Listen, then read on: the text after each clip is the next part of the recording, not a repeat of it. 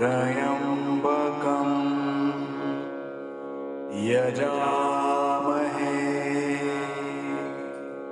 सुगन्धिं पुष्टिवर्धनम्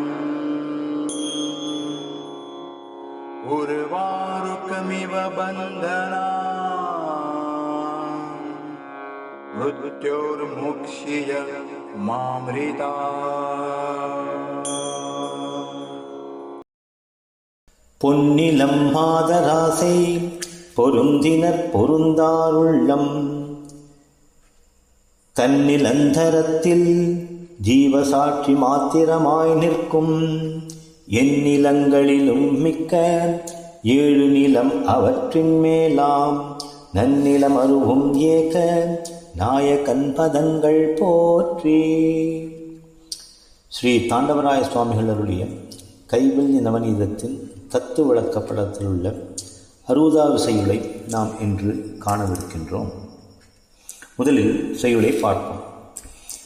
பிரிவதெப்படி என்ற கால் பிணமாகும் உடல் நான் என்னும் அறிவினை கொல்லல் வேண்டும் ஐம்பூத விகாரமன்றோ வெறியதோர் துருத்தி மூக்கின் விடுவது போல் உன்மூக்கால் எரி பிராணனும் நீ அல்லை ராசகுணவிகாரம். சென்ற செய்யுளில் மகா வாக்கியமான தத்துவமசி என்கின்ற வாக்கியத்தில் தத்பதம் தம்பதம் இவற்றின் வாச்சியார்த்தம் மற்றும் லட்சியார்த்தம் இவைகளை புரிந்து கொண்டோம். இதில் உள்ள பேதம் என்ன? வாச்சியம் எனும் குற்றம், லட்சியம் என்று மதிப்புமிக்க அறிவு, இதான் வித்தியாசம். இதை எப்படி களைந்து வாச்சியார்த்தத்தின் துணை கொண்டு லட்சியார்த்தத்தை அடைவது எப்படி என்பதை வழிமுறையாக கூறுகிறேன் என்று குரு தனது சிஷ்யனுக்கு உபதேசிக்கின்றார். அதனைத் தொடர்ந்து இந்த செய்யுளில் நாம் காணவிருப்பது ஆத்ம அனாத்ம விவேக கிரமக. இதனுடைய பொழிப்புரையை தற்போது பார்ப்போம். பிரிவது என்ற கால் சொல்கிறேன் கேள்மகனே, பிணமாகி அழிந்து போகும் உடம்பையே நான் என்று எண்ணும் ஆணவ அறிவை கொன்று அழித்துவிட வேண்டும். ஏனென்றால் இவ்வுடம்பு 5 பூதங்களால் வந்த அன்னகோஷத்தால் ஆனதென்றோ. கொல்லுப்பட்டறையில் துருத்தி கொண்டு ஊதுவது போல் உன் மூக்கின் வழி நடக்கும் சுவாசமும் நீ இல்லை. ஏனெனில் அது ராசத குணத்தில் தோன்றிய தொழில் காற்று. ஆதலால் பிராணமய கோஷமும் நீ இல்லை என்று குரு சிஷ்யனுக்கு விளக்குகின்றார். அதாவது உடலையும் மனதையும் ஆத்மாவையும் எப்படி பிரிப்பது, அதன் மூலம் நாம் ஆத்ம தத்துவத்தை எவ்வாறு புரிந்து கொள்வது என்கின்ற வழியிலே முதல் படியாக நாம் உடம்பல்ல, மனமல்ல, சுவாசமல்ல, பிராணமல்ல என்று கூறி அதனுடைய லட்சார்த்த அடைவை எப்படி கொண்டு செல்வது என்பதை பற்றி குரு சிஷ்யனுக்கு உபதேசிக்க ஆரம்பிக்கின்றார். நாம் இந்த பொழிப்புரையில் கண்டோம். இதனுடைய ஆங்கில விளக்கத்தை மொழிமாற்றம் செய்து காண்போம். Substance of this mantra.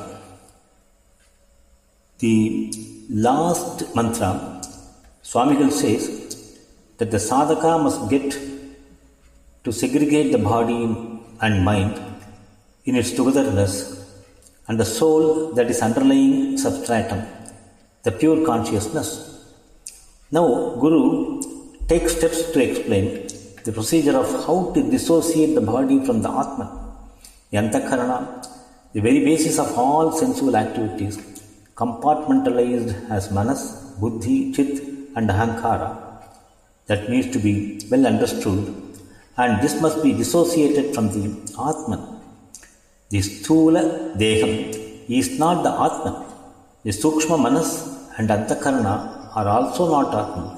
Similarly, the Prana and the Pranamaya Kosha is not the Atman. And the prana is only the rajasic aspect of the apanchikrita suddha rajas tanmatra. Therefore, the prana that is being inhaled and exhaled is also not to be inferred as Atman. For an example, in a blacksmithy workshop, the iron rod used to be kept on fire, and the fire blaze is assisted by a leather bellow that is hand operated through a second line man in the workshop, which gives the needed blow to the air to keep the fire alive. Human body with an inbuilt organ called a pair of lung is the Turuthi, the air bellow. This bellow operation is not the efforts of the body or the prana that is traversing in and out. It is only an apanchikrita rajasic tanmatra of prana. Therefore, to summarize it, one needs to know the technique of dissociating from Panchakosha, Antakarana and Prana to basically understand the Atma Tattva. The body should be separated from these three aspects. This goes to a conclusion that is reserved for discussion in the ensuing verse, that the Atman is not the Panchakosha, the body, the Tanmatra, the mind and Prana, that is Rajasic aspect of the Prana. There are yet more some explanation that I need to give in Tamil. See, what we have seen in this verse is பிரிவது எப்படி என்ற கால். அதாவது இந்த ஆத்ம தத்துவத்தில் அடங்கியுள்ள மகா வாக்கியத்தில் அடங்கியுள்ள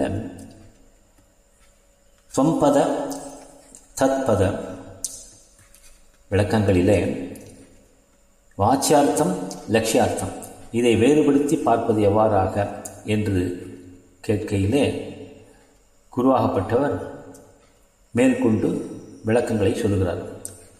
அதில் பிணமாகும் உடல் நானினும், அதாவது சில நாட்களில் இறந்து போகின்றி அழியக்கூடிய இந்த உடம்பானது தோட உடல் தான் நான் என்று நினைத்திருக்கின்ற பாவத்தை விட வேண்டும், அந்த அறிவினை கொள்ள வேண்டும் என்று சொல்கிறார். ஐம்போத விவகாரம் என்றோ இந்த பஞ்சகோஷ சரீரமாகப்பட்டது, அது ஐம்போத விகாரம் என்று அவர் கூறுகிறார். இத்தூல உடல் பஞ்சீகரணமான பஞ்சபோதங்களின் மாறுபாடு தானே. வெறியதோர் துருத்தி, வெறுமையான ஒரு தோல் துருத்தி மூக்கினால் காற்றை விடுவது போல, அதாவது கருமார பற்றையில் அந்த அக்னியை புஷ்டி செய்வதற்காக துருத்தியை கொண்டு அதை காற்றை செலுத்தி அந்த அக்னியை புஷ்டிக்க செய்வார்கள். அதுபோல இந்த உடலில் உள்ள ஒரு வீரியத்தை அந்த பிராணனை கொண்டு செய்வது, அது பிரம்மத்தினுடைய காரியம், ஆத்மாவுடைய காரியம். ஆனால் அதுவே ஆத்மா அல்ல. உன் மூக்கால் ஏறி பிராணனும் நீ அல்ல. அதாவது உன்னுடைய மூக்கினால் வீசுகின்ற திடமான பிராணமய கோஷம் நீ அல்ல. ஏனென்றால் அந்த பிராணனாகப்பட்டது பஞ்சீகரணம் செய்வதற்கு முன்னால் இருக்கக்கூடிய பிராணனிலிருந்து உருவாகின்ற ஒரு சாதாரண காற்று. அது வைட்டல் பிரீத் என்று சொல்லக்கூடாது. அதற்கு பின்னால் இருக்கக்கூடிய பிராணன் தான் ஆத்மா. அதுவே அந்த பிராணனே ஆத்மா அல்ல என்பது தான் நாம் புரிந்து கொள்ள வேண்டும். ஓகே, இனி வரப்போகின்ற செய்திகளில் மேற்கொண்டு விசாரம் செய்வோம்.